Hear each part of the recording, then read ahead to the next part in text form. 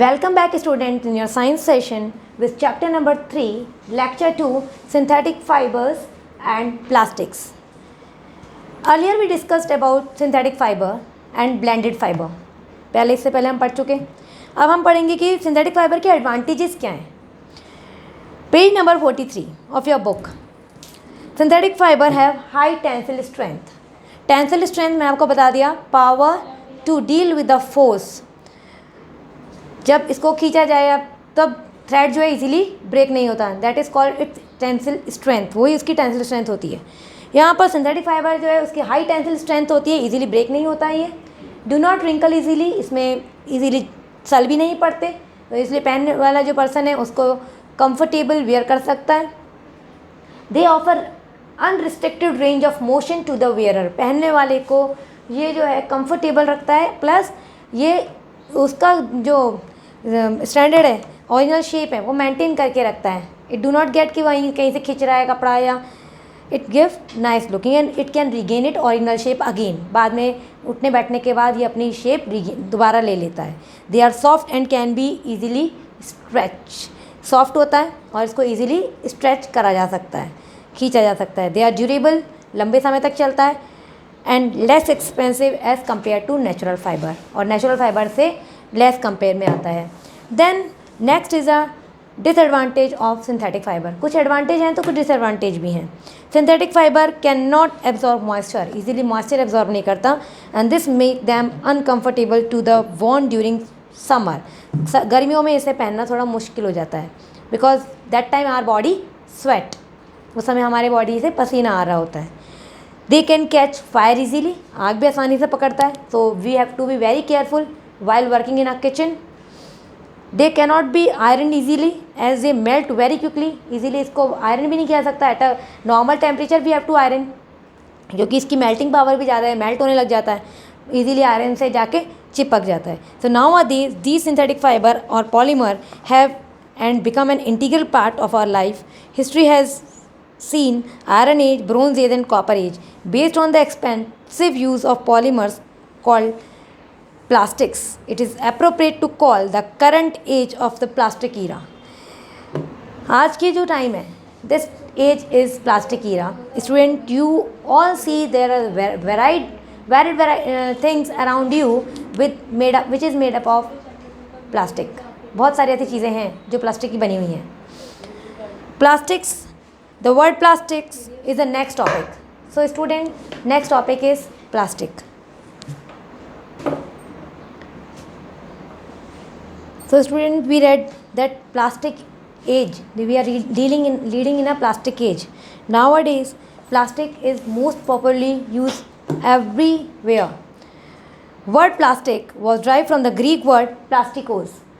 Plastic word आया कहाँ से? ये ग्रीक वर्ड है, प्लास्टिकोस से मिला है, जिसका मतलब मीनिंग होता है able to be moulded.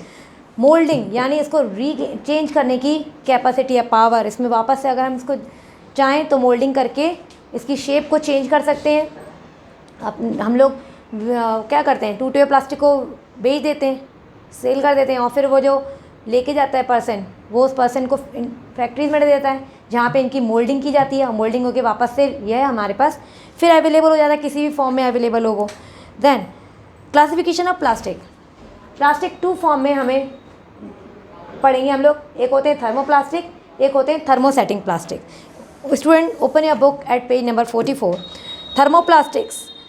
These plastic become soft on heating. गर्म करने पर ये सॉफ्ट हो जाते हैं, और जैसे इनको ठंडा किया जाए वैसे ही वापस से हार्ड हो जाते हैं. इधर थर्मोसेटिंग प्लास्टिक जो हैं, these plastic cannot be soft on heating. गर्म करने पे ये बिल्कुल भी सॉफ्ट नहीं होते. थर्मोप्लास्टिक पे नेक्स्ट टर्म कहता है कि they are also called thermoplast and can be remoulded into various shape again and again. जबकि थर्मोसेट प्लास्टिक जो हैं इनको थर्मोसेट्स किए जाते हैं और can not be remoulded again and again. ये दोबारा से मोल्डिंग की नहीं की जा सकती. थर्मोप्लास्टिक की मोल्डिंग दोबारा की जा सकती है, लेकिन थर्मोसेट एक बार अगर थर्मोसेट यानी इसका अगर इसको सेट कर दिया जाए तो ये कहीं भी चेंज नहीं होगा. इस दोनों ही टर्म में क्लैरिटी है बहुत ज़्यादा. थर्मोप्लास्टिक जो है वो रीगेन करेंगे बार बार अपनी शेप, लेकिन थर्मोसेट प्लास्टिक अगर एक बार सेट हो गए तो ये अपनी शेप बार बार रीगेन नहीं करेंगे. हम चाह के भी इनको हीट करके वापस से मोल्डिंग नहीं कर सकते। The polymer chain are linked linearly and they mainly lie side by side and are not strong link to one another. क्यों? क्योंकि इनकी पॉलीमर चेन जो हैं वो एक दूसरे के साथ स्ट्रांगली लिंक नहीं होती हैं। This make them soft and stretchable. इसी कारण से ये जो प्लास्टिक होता है थर्मोप्लास्टिक, ये स्ट्रेचेबल होता है और सॉफ्ट होता है। इधर थर्मोसेट प्लास्टिक जो है इनमें पॉलीमर चेन क्रॉस लिंक्ड है, इसलिए इसकी लिंकिंग जो है वो बहुत स्ट्रॉन्ग है और ये इजीली रिगेन नहीं करता बार बार अपनी शेप। ब्रिटल होता है, जैसे ही आप इसको तोड़ोगे, जैसे कांच टूटता है इस तरह से ये टूट जाएगा। Some example of thermoplasts are polyvinyl, polythene and PVC, that is polyvinyl chloride. Some example of thermosets are bakelite and melamine. घर में हम लोग जो डिनर सेट होता है वो मेलामाइन का बना हुआ होता है, और बेकलाइट जो हमारे घर में स्विचेस होते हैं, स्विच बोर्ड होते हैं, उनमें जो स्विच हैं वो बेकलाइट के बने हुए होते हैं। यहाँ पे हम लोग दोनों कंपेयर करें और दोनों चीज़ों को, अगर आपको घर में कहीं वेस्ट पड़ा हुआ मिल रहा है तो आप एक बार उनको ब्रेक करके देखिएगा। This observation you can clearly see. तो इस तरह के ऑब्जर्वेशन हम लोग खुद भी देखते हैं डेली में। Plastic play role in our life.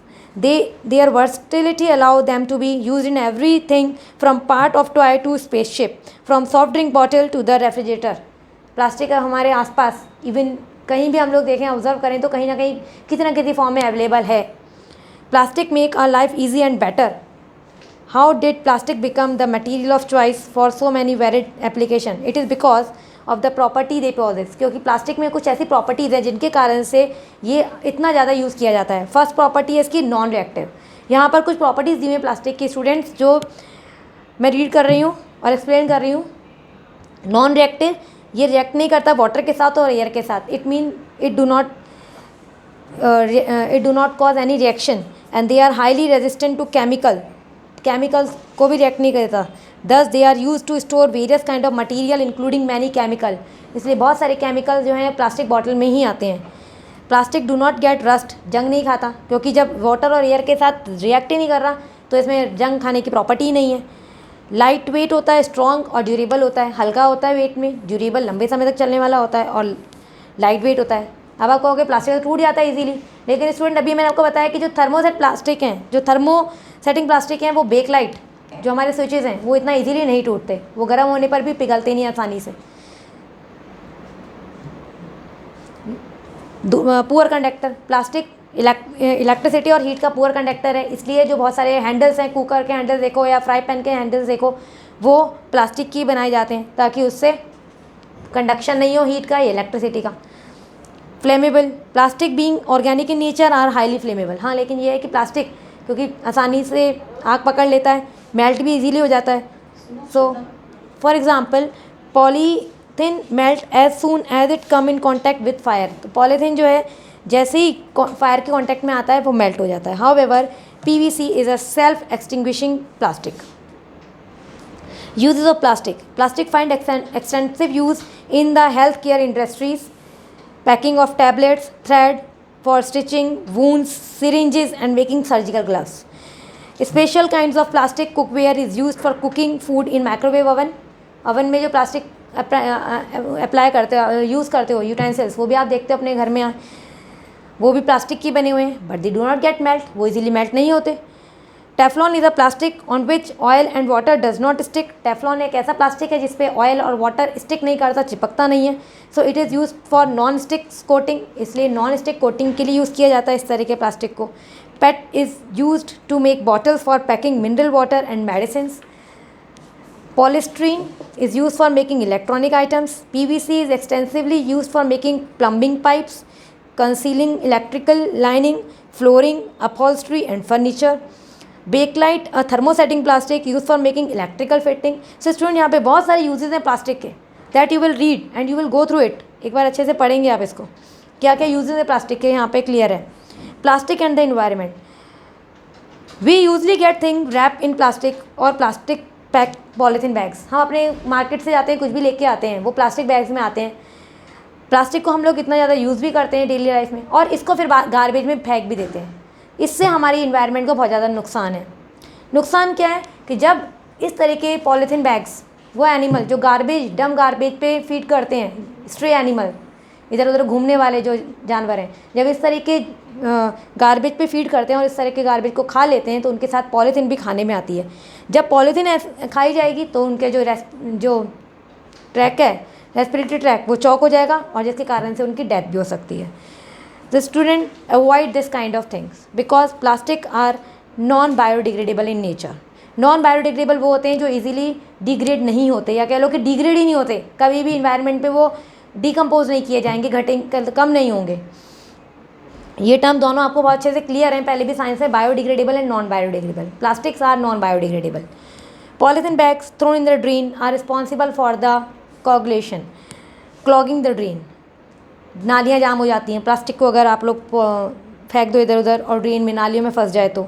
Apart from disposal, the making of plastic generate a large amount of chemical pollutant which is threat to the environment. इतना ही नहीं, फेंकने का एक तरीका नहीं, इसको बनाने से भी जो केमिकल रिलीज होता है वो भी बहुत ज़्यादा हार्मफुल है हमारे नेचर के लिए। सो प्रॉब्लम ये है कि प्लास्टिक जो है इतना वाइड वैरायटी में यूज़ किया तो जा रहा है, बट प्रॉब्लम ये है कि हम इसकी कुछ ना इसका अल्टरनेट लें, इसको यूज़ करें तो वहाँ पे कहीं ना कहीं यूज़ केयरफुल भी रहें। Avoid use of plastic bag as much as possible. जब तक वो अपने कैरी बैग हैंडल करके जाएँ जो कि कपड़ों से बनी हुई हों या जूट के बने हुए हों। बायोडिग्रेडेबल और नॉन बायोडिग्रेडेबल वेस्ट जो है उनको अलग अलग से कलेक्ट करें, डिफरेंट वेस्ट बिन्स में कलेक्ट करें, ताकि जब वो रिसाइकलिंग के लिए जाएँ तो वहाँ पे सेग्रीगेशन में प्रॉब्लम नहीं आए। प्लस रीयूज़ में भी प्लास्टिक जो है हम लोग रिसाइकल और रीयूज़ के लिए भेज दें इंस्पाइट ऑफ थ्रोइंग, इधर उधर फेंकने से बढ़िया। Always remember the 5 principles, 5R principle of your environment. ये आपने EV में पहले भी पढ़ा है, reduce, reuse, refuse and recycle and recover. So these 5 terms should be used to keep the environment clean and free from the such kind of things जो हमारे environment को नुकसान भी कर रही हैं, हमारे लिए यूज़फुल हैं लेकिन environment के लिए हार्मफुल हैं। तो इस तरह से यूज़ करें कि हमारे लिए बेनिफिशियल भी रहे और आगे हमें हेल्प भी होए, हमारा फ्यूचर भी मेंटेन रहे इन्हीं चीज़ों को यूज़ करते हुए। So student, this was about your lecture number 2 of the chapter number 3. I will send you PDF, and that I will send you question answers. Do question answers in your notebook. Keep yourself update with the reading, because whenever your half yearly paper will be set, it may come from in between the chapter. Glossary you will read from the book and you will learn from the book only. Okay student, thank you. We will meet in the next session.